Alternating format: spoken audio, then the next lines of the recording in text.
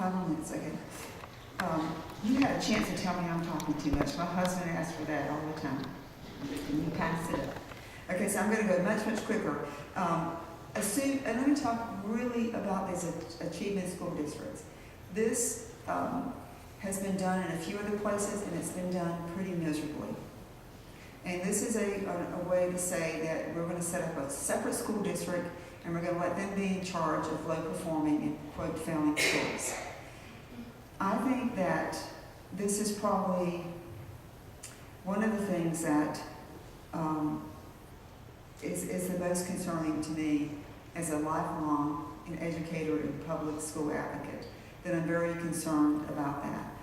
Because again, we're talking about a situation in other states that have done this, where they literally go in, take over the school buildings. They don't belong to anybody anymore. They still belong to the county or the taxpayers, but they take over the school building. They can, if they want, fire the teachers and all the principals and all the staff. They can rehire or not. They take over those children. Those children have no choice. You go to the school. This is where you're going now. We have a new landlord, and they're going to run the school. And we've looked at other states where this has happened, it hasn't worked. And what's ended up happening, even Tennessee, who tried it the biggest, has said, no, it's not working. And it doesn't work for a lot of kind of reasons that you would probably understand, just using some common sense. Okay? It hasn't done a thing to impact the poverty level. It didn't do a thing to change how those children came to that school. It didn't change anything about the community and the environment and the status of these children. So it's kind of taking a very harsh and punitive approach versus, the North Carolina State Board of Education does have the authority now to close schools. Charter has the authority to close schools. So we already have some ways of dealing with our schools and closing of schools within our structure that seem to be much more meaningful and beneficial than this. So this is something that I really encourage you to spend some time thinking about and talking about and getting more information on. I'll have a handout at the end of the workshop today that you can take home with you, and it's on our website.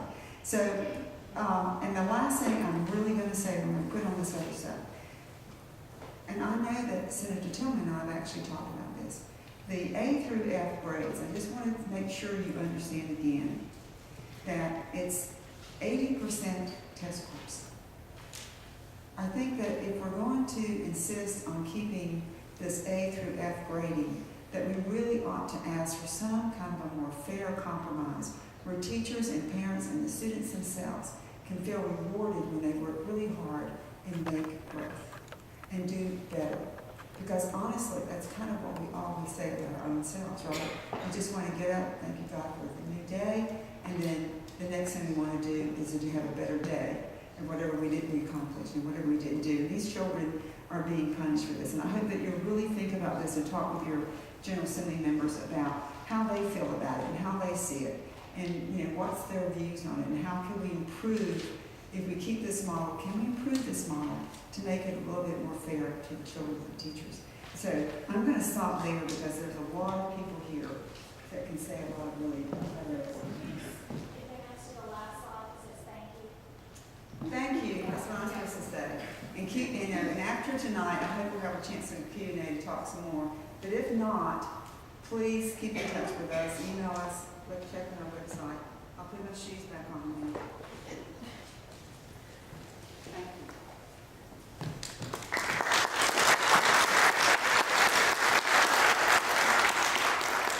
Thank you, Yvonne. Thank you, Lynn. And thank you, Ruthie, for being the clicker. So the next phase of our program tonight is going to be with our legislative team.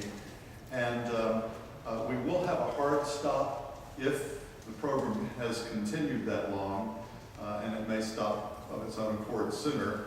We'll have a hard stop at 8:30. And just so everybody knows, that's the official no later than time frame.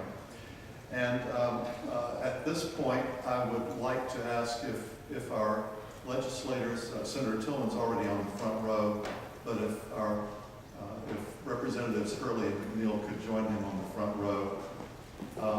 I would like to ask Senator Tillman, if you prefer not to stand up here, Senator Tillman, we have a portable mic, and y'all can speak from down there if you'd like. My apologies. Thank you, Jim. Thank you folks for coming out tonight. It's a cold night. I'm going to Raleigh tonight to be there at 7 a.m. to be working on some of this stuff with charter schools. Would you like this? Well, I don't think I need it, but we'll. Sorry. You saw some facts up here that might look negative. You've got to have some perspective about where we took over and what we had to undo. The last two budgets that the Democrats had cut over $1 billion in real dollars from the education budget. They were coming out of a recession, they'd been in a recession. They did that. They raised class size. And they did many other things that we don't have because we don't have the perspective of it. We had 2.5 to 2.8, we can argue over that, doesn't matter, call it $2.5 billion deficit in education, in the whole budget. And a great percentage of that is education. We had a 1-cent sales tax that was funding schools. It brought in $750 million. Okay? That was temporary, but it had gone on for 2 or 3 years, so we said if it's temporary, let's put that back in your pocket. Okay? That's money that could have gone on to the schools. And many of you told me it ought to. We thought it ought not to, since everybody said it was temporary, and that's what we inherited. All right? We had to make some cuts. We've not gotten totally, what we have now, we got $860 million, almost $1 billion in the surplus because of cuts that we had to continue for a while. So we did that. We put, since then, in the 4 years, the 2 big budgets that we've had, and the third one, which we were just beginning, we put back over $1 billion. Let me tell you some of the nuances about teacher assistants. I did the bill to give you superintendents total flexibility with that budget. You wanted that, I thought that was best, and I still do. You took $100 million of that you could buy teachers or teacher assistants with and put it in teachers. That's fine, that was your decision. I'm all for it. But then you yelled and screamed that we cut teacher assistants. You cut teacher assistants. So we took that money away since you didn't need it for teacher assistants. And you yelled and screamed. Okay? So that's why you're showing a deficit in teacher assistants. But we had to come out of the big hole that we're in. We did, the biggest problem in teachers was we weren't getting the good teachers to start with, okay? So we have raised beginning teacher pay $5,000. We're now competitive with our neighbors. They're not now running off. And by the way, all those that left and went to Texas, to Terry Greer, most of them are trying to get out. They found out what terrible school system really was. And many of them are coming back. You say we're losing teachers 14.5%, not so. They count everybody that goes somewhere else and teaches as a loss. There's only about 3 or 4 or 5% of actual teachers that are dissatisfied that are getting out of it. So that data is completely flawed. There's so many things in here about charter schools that I could talk on, but most of those bills are mine. Yes, the last one, to equalize the funding. Heather, Sergeant, charter school, great one, right down here you are. People go to charter schools because they want to go there. It's a choice. And the funding goes with the kid. Do not tell me, because total dollars are about 28% less for charter schools than they are for public schools.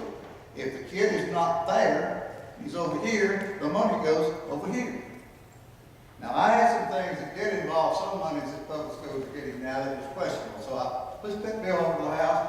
We got it passed, and the House is ready to act on it. So, but before we do, I've got an agreement to sit down, take a blank sheet of paper, do public schools and public charter schools. We're all public schools, folks. The market determines whether you open your doors or close. You will close if the parents don't go there, they're not getting a good education. And you tell me if you're in a poor performing school in East Charlotte and can't get out, you're stuck. Do we ever close a public school? No. Do we close charter schools? Yes, all the time. So you're telling me these things and you've got a very, very biased view about it. I'm a public school person, 40 years out there, so I know public schools. And I know what parents want. We didn't do charter schools on our own. They came to me